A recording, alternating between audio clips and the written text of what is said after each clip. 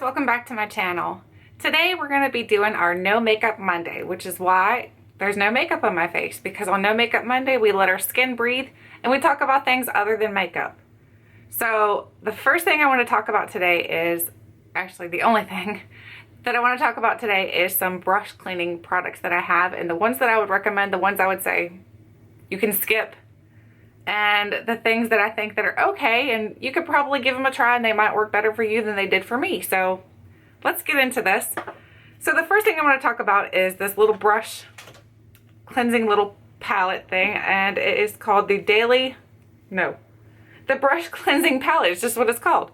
It's from Real Techniques, and it looks like this. It looks kind of like a little soap dish, to be honest with you. So I don't know, you slide it on your hand and you clean your brushes with this. So what I do with it is I put a little bit of soap into the little cleansing palette, and then I rub my brushes into it and then put it under the water and kind of get the brushes good and clean. And it seems to work really, really well. I know Sigma has something like it. They have the Sigma mat that you can put down on your sink. They have the Sigma Spa Glove, I think it's called. So those are some other options. This was just a Ulta option that I was able to pick up, and it was not that expensive, so I was happy to get it, and it works pretty good. So I do think that's a good idea to have something like that, whether it's a Sigma one or it's a Real Technique one. You choose whichever kind you like, because it seems to work better than using just your hands to clean your brushes. And cleansing your brushes is very important. That's why we're going to talk about it too, is because if you don't cleanse your brushes, then you are potentially putting bacteria on your face, which can cause breakouts, which then you're going to have to use more makeup to cover up those breakouts. So take care of your brushes, take care of your skin. So the first product I want to talk about is, for me, a fail. So let's talk about a fail and then we'll talk about a positive. So let's kind of alternate back and forth. So the first fail for me was the Blender Cleanser by Beauty Blender. And it's the liquid. It looks like that. I don't like this. It doesn't work good at all. It doesn't clean my brushes well. It doesn't clean my sponges well. It doesn't clean anything well. It kind of just doesn't do a good job. It doesn't have a bad scent. It's not, like a terrible scent or anything. So it's not the scent that I don't like. It's that it doesn't do a good job. If I'm going to spend the time to clean my brushes, they need to be clean. So I don't recommend that. I know that I've heard some good and I've heard some bad about that product. If you're going to get a Beauty Blender style cleanser, get the solid. The solid seems to work really, really well. It cleans your brushes well. It smells, good. It does a good job. So if you're going to get one of those, I would definitely get the solid, not the liquid. The next thing I want to talk about, let's talk about a positive now. So a positive is this brush shampoo, and this came in a Starlooks box that I used to be subscribed to, and it looks just like this. But again, it is a solid. It's a solid little soap. This is young coconut. It smells really good. It smells just like coconut. I love coconut scented products, so for me that was a definite plus. So this works really well because this has avocado oil in it. It's got coconut water, olive oil, coconut oil, kosher food grade sodium hydroxide with, I'm not sure what that is, but okay.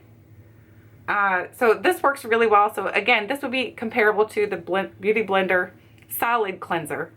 I think both of these products and the Beauty Blender Solid work extremely well. So if you're going to pick up either, a cleanser, pick up a solid. So now let's go to a negative. A negative for me would be this Ulta Makeup Brush Cleanser. It smells okay. It doesn't smell bad. It doesn't smell good. It's just kind of like, it just smells. The way this one works is it comes with a little sprayer, and you spray it onto your brush or your sponge that you're going to cleanse, and it cleans it. It soaps up and cleans the brush, but I don't think it does an excellent job. I don't think it does a terrible job. I think that it just doesn't do as good of a job as the solid.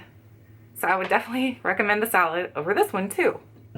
So the next one I'm going to go to is a liquid, and this liquid I actually do prefer. I think it works better than most of the cleansers that I've used. So this one here is the Dr. Bronner's. It's a giant bottle, so it's going to last you for a long time. And you only need a little bit because these are, I think you can get unscented too, I'm pretty sure. I happen to pick up the lavender scent, which is fine. The only thing is the lavender scent will stick to your brushes, so when you get ready to use them again, your brushes will smell like lavender. So if you don't like the lavender scent, I would try to find an unscented scent or a scent that you prefer. But this works really well.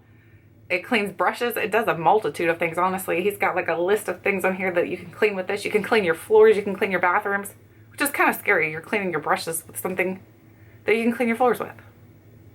But anyway, I know it works well. The solid I do prefer in this, but I have this giant bottle and it works, and I've had no problems with it, so I'm going to definitely use it up. I think it works good. The only thing is, because it is such a strong scent, I do like to use just a little bit so that the scent doesn't stick to my brushes, because it will. It will stick to your brushes. Even after they're dry, they're going to smell a little bit lavender scent, which some people don't care. I don't care personally. The next thing is a negative. It is the e.l.f. brush shampoo. It's not that it's bad. It's that it's not as good as the Dr. Bronner. And you get a tiny bottle. I mean, comparing sizes, you're going to get this tiny little bottle. This is, of course, a little bit more. I think this was like $12 or $15 or something like that for this giant bottle. So it's a little more than this is going to be. This, I think, is like anywhere between $3 and $6. So it's not expensive. But the problem is, I don't think it does a good job. I would say these two are like the same. They do a mediocre job where if I'm going to spend the time to clean my brushes, I'm not using these. Will not use those. The next thing we're going to talk about, so now we've talked about deep cleaning our brushes. So now let's talk about kind of like spot cleaning and just going in between uses to use your brushes again. So this one here I have is the e.l.f. Daily Brush Cleaner. This one I truly do love. I think it smells really, really nice. It has a nice scent to it. What you do with it is you have a clean, lint-free cloth laying on your desk. You spray your brush with it a little bit. You take your brush and wipe it onto the cloth, and it cleans off the residue from your makeup so that you can use it, and it dries very quickly. You can use it again to do a different product. Say you want to use a blush, and then you want to use that same blush brush to do, I don't know, like a bronzer. Then you could do that with this.